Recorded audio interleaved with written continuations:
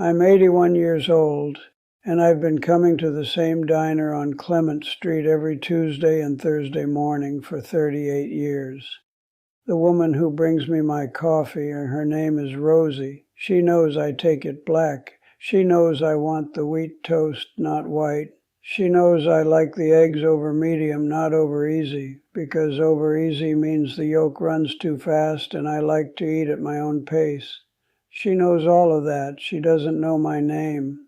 I realized that about 6 weeks ago, just sitting there Tuesday morning, newspaper folded in my lap the way I always do, and it just landed on me. She's been bringing me coffee for going on a decade. Before her, it was a woman named Carmen, and before Carmen, it was a tall man, Gary, I think, and none of them knew my name either.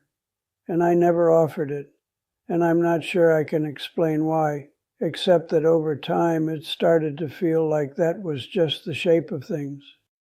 You go somewhere long enough without being known, it starts to feel like that's normal, like that's just who you are. And I think that's what I want to talk about today. Not Rosie, not the diner specifically, but what it means to spend 81 years on this earth and realize that most of the warmth you felt wasn't connection at all. It was proximity, and those two things are not the same thing, not even close. I want to tell you something, while I still have the clarity to say it in a way that makes sense, because some mornings that clarity is not guaranteed. I'm not being dramatic about that. I'm just being accurate. My name is Gerald Oates.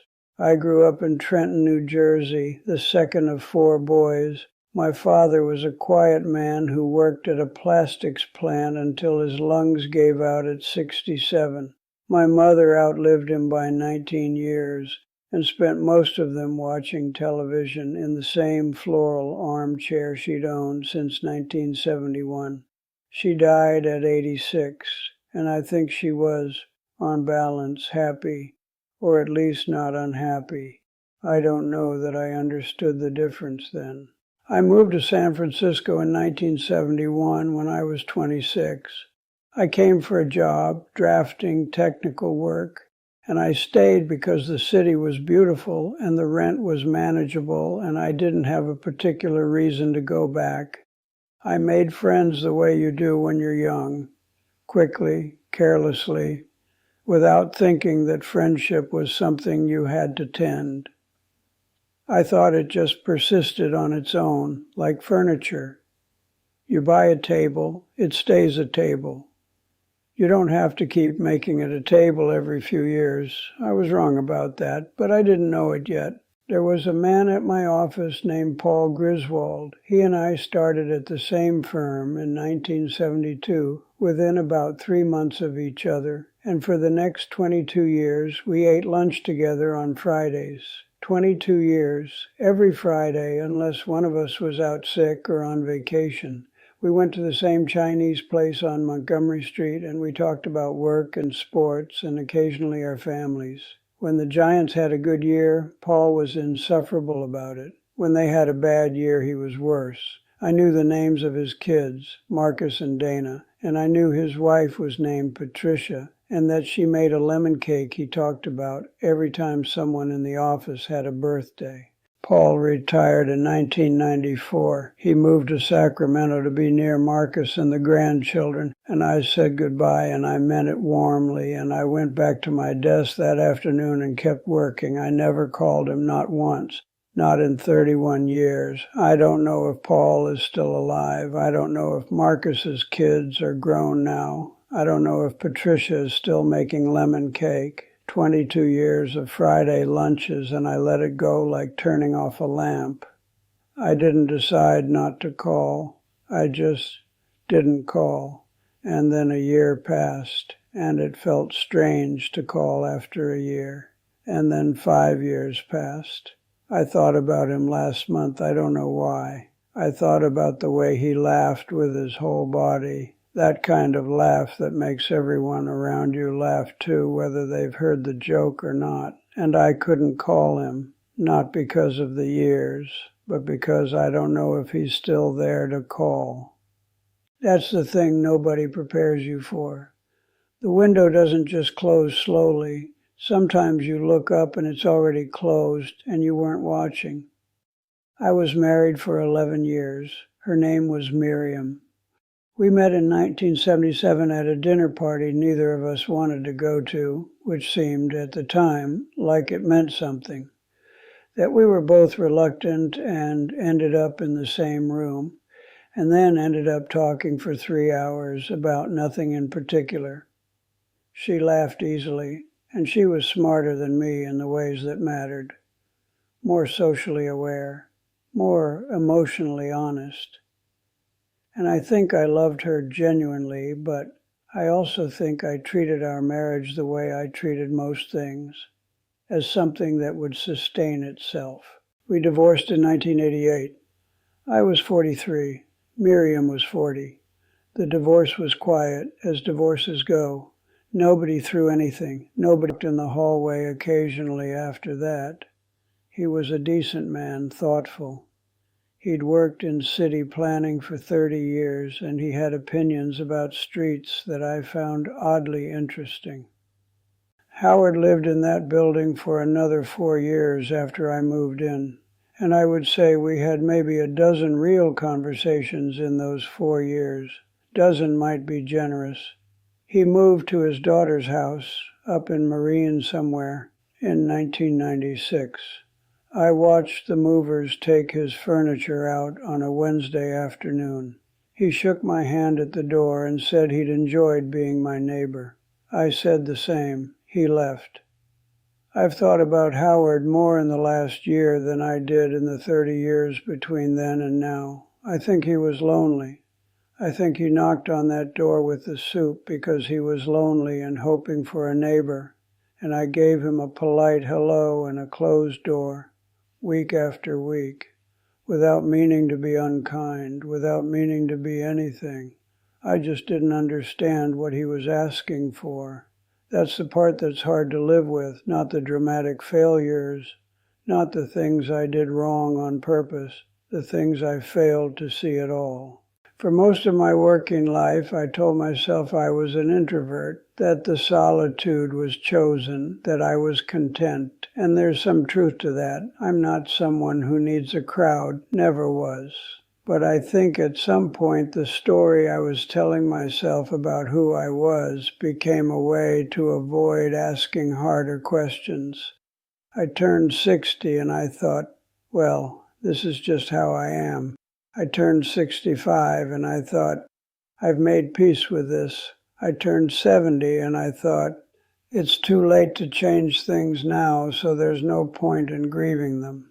But then I sat in that diner on a Tuesday morning and Rosie brought me my coffee, black the way she knows, and I thought she will come to this table after I'm gone and she won't know someone is gone. She'll just think I stopped coming.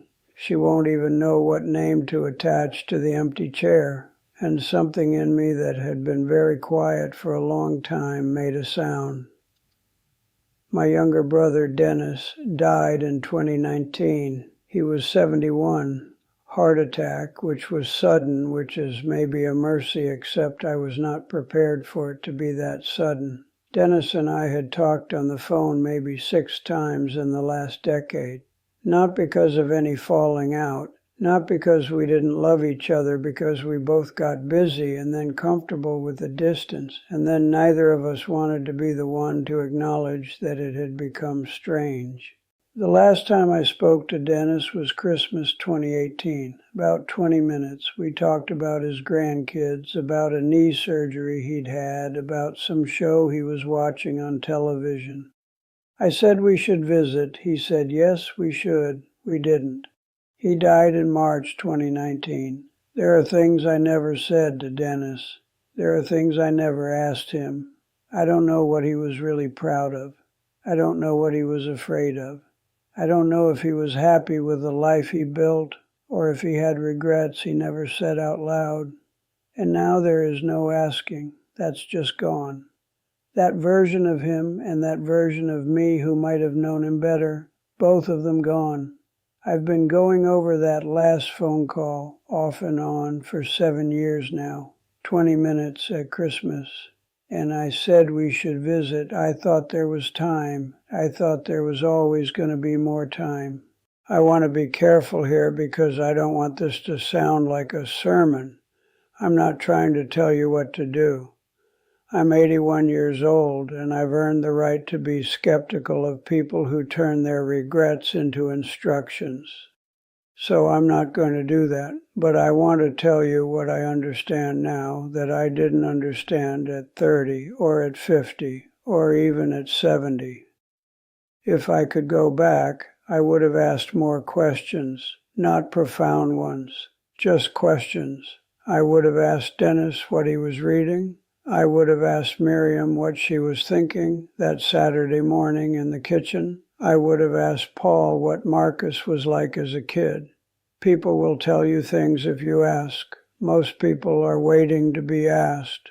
And I don't think I understood that. I thought asking was an intrusion. I thought people's inner lives were private by default.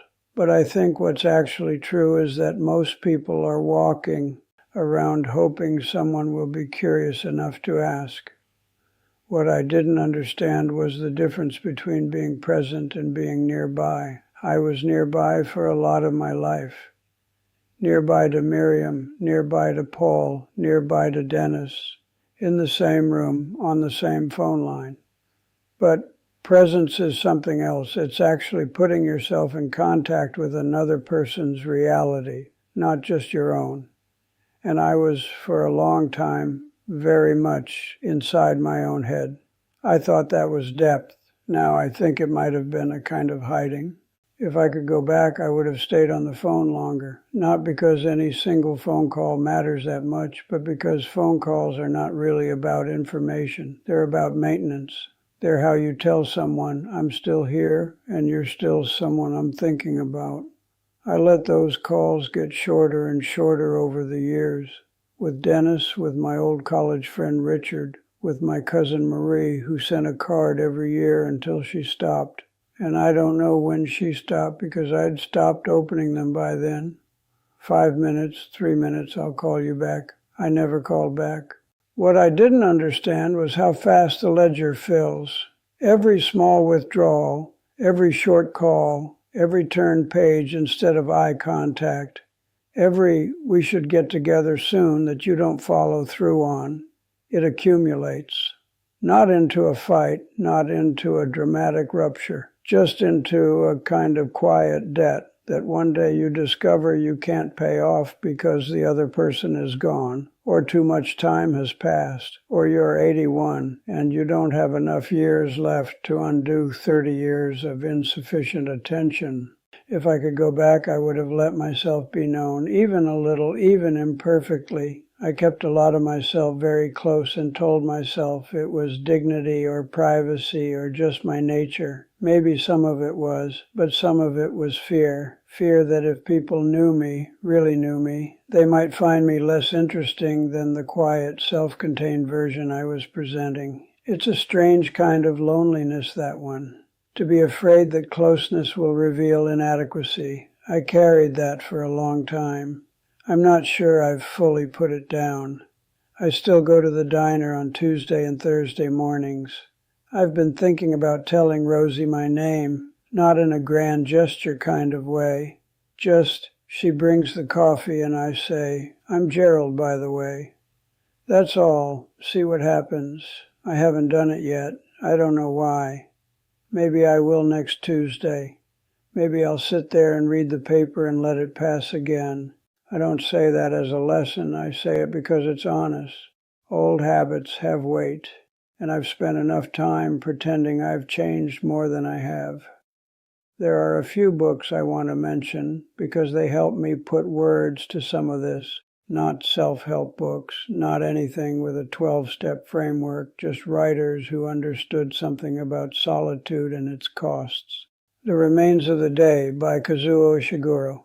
If you haven't read it, please read it. It's about a butler in England, and it is the most devastating thing I've ever read about a life spent in service to propriety at the expense of feeling. I read it at 64, and I put it down and sat with it for a long time. A Month in the Country by J.L. Carr. It's short. It's about a man after the First World War doing restoration work on a country church, and it is so quietly full of longing that it almost hurt to finish. And When Breath Becomes Air by Paul Kalanithi. A doctor dying young, trying to understand what made his life meaningful. I read it after Dennis died. It didn't comfort me exactly, but it made me feel like I was in the company of someone thinking honestly about the same questions. That was enough. I'm 81. I come to this diner twice a week. The eggs are over medium, the toast is wheat, the coffee is black. I have, by reasonable estimate, some number of years left that is not a large number. I don't say that to make you feel something.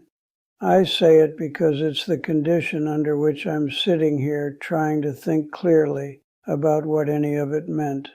I'm not sure I have a conclusion. I've lived long enough to be suspicious of clean conclusions.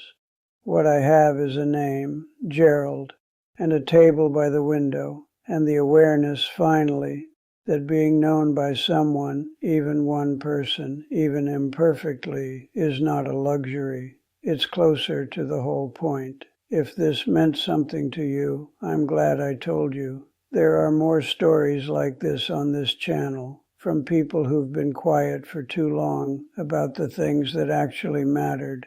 And if you want to leave a thought below about someone you've let drift, or someone you're still close to, or just what you're thinking right now, I'll read it. I'm not going anywhere. I'm just sitting here with my coffee.